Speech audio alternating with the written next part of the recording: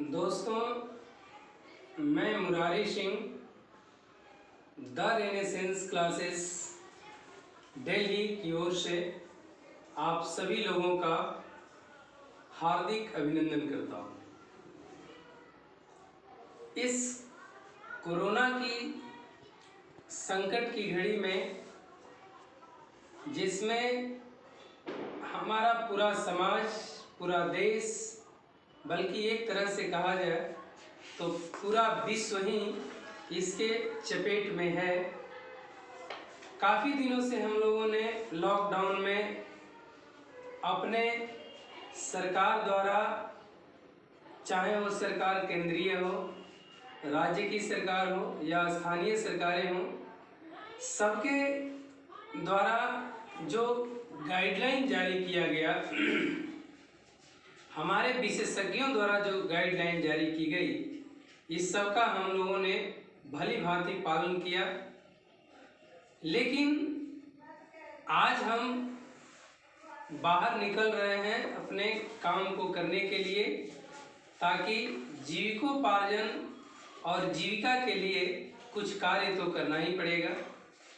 लेकिन एक आपसे निवेदन जरूर है कि आप जब भी बाहर निकलें तो मास्क का प्रयोग जरूर करें, ताकि इससे हम खुद भी सुरक्षित रह सकते हैं और दूसरे को भी सुरक्षित रख सकते हैं। दोस्तों, आज मैं जिस मुद्दे पर बात करने के लिए आया हूँ, वह मुद्दा कोरोना नहीं है और न ही बहुत ज़्यादा कोई शिक्षा से संबंधित बातें हैं।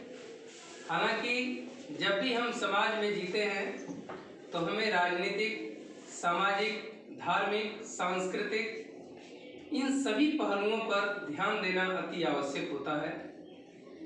हम सभी लोग एक बात जानते हैं कि जब मर्यादा पुरुषोत्तम भगवान राम को वनवास हुआ तो लक्ष्मण जी बहुत उत्तेजित हुए और उत्तेजना में आकर के अपने पिताजी को कहा कि मैं एक ही धनुष और बाण से पिता की चतुरांगनी सेना का सामना कर सकता हूँ। और पिताजी ऐसा कैसे कर दिए कि देवता तुल्य भाई को वनवास दे दिए, हम जाकर उनसे पूछेंगे। मर्यादा पुरुषोत्तम भगवान राम ने उन्हें डांटते हुए कहा कि लक्ष्मण, पिताजी के सामने तुमने ऐसा कहा, इस चीज को तो मैं बर्दाश्त नहीं कर सकता। तो दोस्तों, हम चाहे जितने भी बड़े हो जाएं, माता पिता का ख्याल रखना, सम्मान देना उनका हमारा बहुत बड़ा कर्तव्य होता है।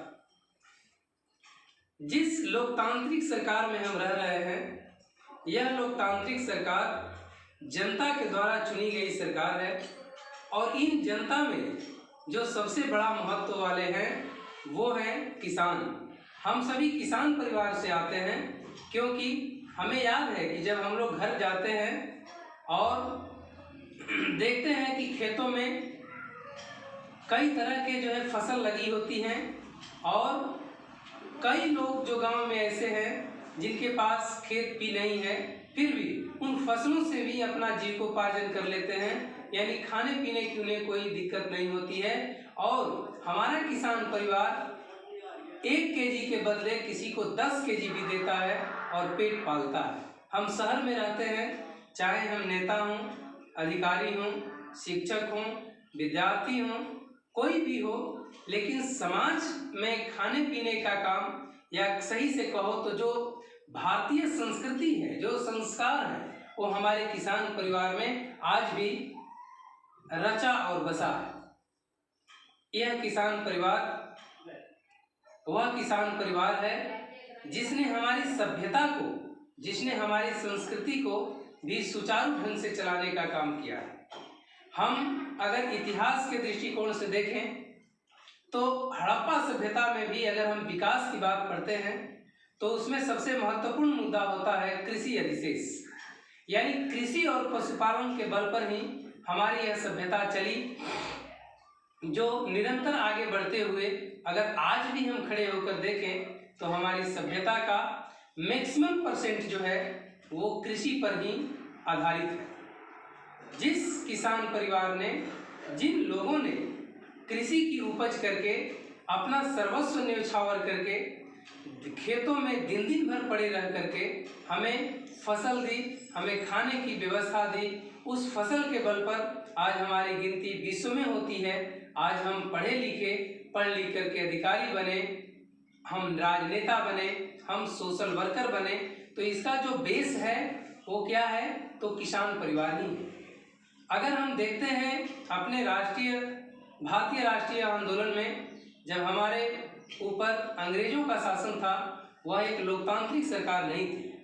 फिर भी जब गांधी ने इनके खिलाफ आंदोलन का बिगुल फूंका तो आपको याद होगा कि सबसे पहले उन्होंने किसानों का मुद्दा ही उठाया। आखिर क्यों? उस समय डॉक्टर के मुद्दा भी उठाए जा सकते थे, सैनिक के मुद्दा भी उठाए जा सकते थे, उसमें बहुत सारे मुद्दे उठाए जा सकते थे, लेकिन गांधी जी ने किसानों का मुद्दा उठाया और किसानों से कंधे में कंधे मिला करके आगे बढ़ने का प्रयास किया। और किसानों ने जब एक मुश्त होकर के सरकार के विरुद्ध बिगुल फूंका तो वह लोकतांत्रिक सरकार नहीं थी, फिर भी उस सरकार को झुकना पड़ा। और अंततः हम देखते हैं कि सारे किसान परिवार और किसान नेताओं ने मिल करके हमारे भारत को स्वतंत्रता दिलाई। आज कुछ हम मुद्दे की बात ये करना चाहते हैं जिसमें किसान हमारे परेशान हैं। दोस्तों, मैं एक बात बड़ा क्लियर कर देना चाहता हूं कि मैं एक राजनेता नहीं हूं, लेकिन मैंने बोला ना कि अगर भारतीय विकास के बारे में कोई सोचता है तो उसे राजनीतिक, सामाजिक, धार्मिक, आर्थिक सभी पहलुओं पर विचार करना पड़ेगा। हम एक भारत के आम नागरिक हैं, हम किसान के बच्चे हैं, हम किसान के घर में पैदा हुए हैं और किसानी के बल पर ही हम जो भी करते हैं वो करते हैं। हमारा किसान परिवार जिस मांग को सरकार के सामने रख रहा है, मैं ये नहीं कहता कि वह सर्वथा उचित है या अनुचित है, लेकिन मैं सरकार से करबद्ध निवेदन तो जरूर करता हूं कि जिस सरकार ने 125 करोड़ भारतीय जनता को समझाने में कामयाब हो जाती है, वह इन किसानों को अपने बिल के बारे में, अपने कानून के बारे में, अपने कृषि कानून के बारे में समझाने में सक्षम क्यों नहीं हो रही है। तो सीधी सी बात है कि अगर हम इस बारे में गहराई से अवलोकन करें तो हमें यह ज्ञात हो जाएगा कि कहीं न कहीं मंशा साफ नहीं है। अदरवाइज जब आप इतनी बड़ी पॉपुलेशन को समझा सकते हैं अपनी बातों को, तो हमारे किसान परिवार को क्यों नहीं समझा पाते हैं। अगर आपको ये लगता है कि सर्वथा इनकी मांगे उचित हैं, तो मैं करबद्ध निवेदन जरूर करना चाहूँगा, चूँकि मैं किसान परिवार से हूँ। किसानों का दर्द हम सभी को है, आपको भी है, कि इस कानून में, इस बिल में परिवर्तन किया जाए या इसको वापस लिया जाए। क्योंकि हम जानते हैं, जैसा कि मैंने शुरू में ही कहा है, कि जिस परिवार में माता पिता दुखी होते हैं वह परिवार का चलना बड़ा मुश्किल हो जाता है। हमारा किसान परिवार इस लोकतांत्रिक सरकार में, जिस सरकार को इलेक्शन के थ्रू चुन करके हम लोग भेजते हैं और सरकार में बैठाते हैं जिस लोगों को, वे एक तरह से कहा जाए तो समाज के द्वारा पैदा किए गए होते हैं। यह सरकार हमारी समाज पैदा करती है, इसलिए आज का किसान सरकार का माता पिता है। और जिसके माता पिता ठंड में कुहलते हों, ठंड में, आज मैंने सुबह ही एक समाचार देखा जिसमें पता चला कि हमारा एक किसान बुजुर्ग पिता जो है ठंड के कारण इस दुनिया से चल बसे। दोस्तों, बड़ी दुखद घड़ी है और दुख की स्थिति होती है जिनको सीमाओं पर रखा गया है, जिनकी कोई देखभाल व्यवस्था नहीं है, जिनसे हमारी सरकारें बातें करती हैं। सवाल उठता है कि 5 राउंड की बातें हो जाती हैं, लेकिन सरकार उन किसानों को समझाने में कामयाब क्यों नहीं होती है। 2 ही कारण हो सकते हैं।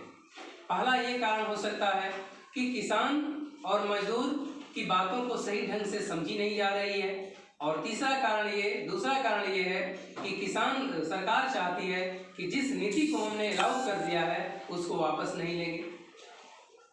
तो आपको एक बात जानना पड़ेगा कि आप किसके साथ ऐसा कर रहे हैं। उसके साथ कर रहे हैं जिसके आप बच्चे हैं, जिसके आप लड़के हैं, जिसने आपको पैदा किया है।